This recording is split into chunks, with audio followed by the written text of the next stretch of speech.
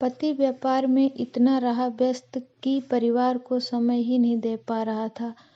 घरवालों ने उस पर काफी दबाव बनाया कि वो अब धन का पीछा छोड़ दे और उनके साथ रहे, लेकिन किसी की बात का असर नहीं हुआ।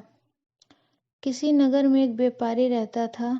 नगर में उसका काम बहुत कम चलता था। कई बार तो ऐसी स्थिति आ जाती थी कि दिन भर कोई सौदा नहीं बिकता। घर में उसे और पत्नी को भूखे रहने तक की नौबत आ जाती थी। समय गुजरता गया लेकिन उसकी स्थिति नहीं सुधरी। तब उसे किसी मित्र ने सलाह दी कि अपने नगर की बजाय आसपास के नगरों में जाकर व्यापार करो, शायद मुनाफा ज्यादा होगा। व्यापारी को बात जम गई। वो पत्नी और बच्चों को छोड़कर दूसरे नगर में व्यापार के लिए गया। भाग्य से दोस्त की सलाह काम कर गई और उसे अच्छा खासा मुनाफा हुआ। वो लंबे समय तक दूसरे शहरों में रहकर व्यापार करने लगा। वहां उसे बहुत फायदा हुआ। उसने अपने नगर में आकर नया घर बना लिया। पत्नी और बच्चों को लेकर नए घर में रहने लगा। तब पत्नी ने कहा कि अब हमारे पास पर्याप्त धन है, हम अपना जीवन आसानी से गुजार सकते हैं। आपको अब दूसरे नगरों में नहीं जाना चाहिए, हमारे साथ यहीं रहिए। बच्चों को भी कुछ अपना समय दीजिए। व्यापारी ने कहा, मैं अभी और धन कमाना चाहता हूँ ताकि तुम लोगों को और बेहतर जीवन दे सकूं। हमारे बच्चों को वैसे दिन न देखने पड़े जैसे मैंने और तुमने देखे हैं।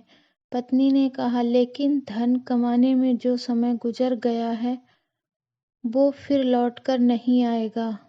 हम जीवन में साथ रहने के आनंद से वंचित रह रहे हैं। व्यापारी ने जवाब दिया, बस कुछ साल और व्यापार कर लेने दो। हम इतना धन इकट्ठा कर लेंगे कि हमारी पीढ़ियों का जीवन आसानी से गुजर जाएगा। व्यापारी फिर चला गया। कुछ साल और बीत गए। बहुत धन आ गया। व्यापारी ने फिर नदी के किनारे एक सुंदर स्थान पर बड़ा सा महल बनवा लिया।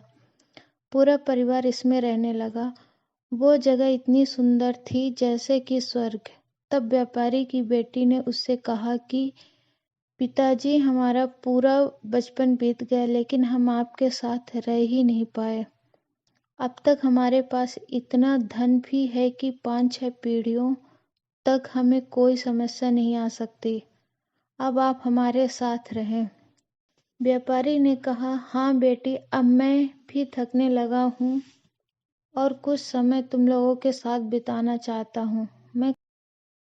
व्यापारी ने कहा, हाँ बेटी, अब मैं भी थकने लगा हूँ और कुछ समय तुम लोगों के साथ बिताना चाहता हूँ।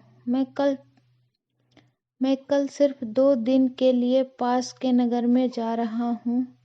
कुछ पुराना बकाया धन वसूलना है। उसके बाद मैं यहीं तुम लोगों के साथ रहूंगा।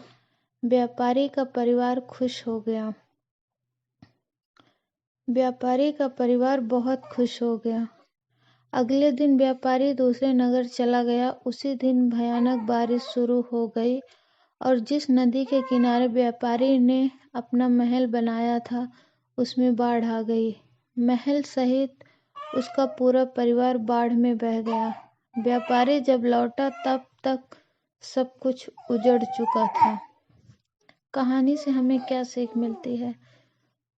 सुख और खुशियाँ सिर्फ धन से नहीं आती। धन कमाना जरूरी है लेकिन वक्त के साथ रिश्तों और आपसी प्रेम के लिए अपनों के साथ वक्त बिताना भी जरूरी है, क्योंकि धन तो किसी भी वक्त मेहनत करके कमाया जा सकता है लेकिन जो वक्त गुजर चुका है उसे लौटा नहीं सकते।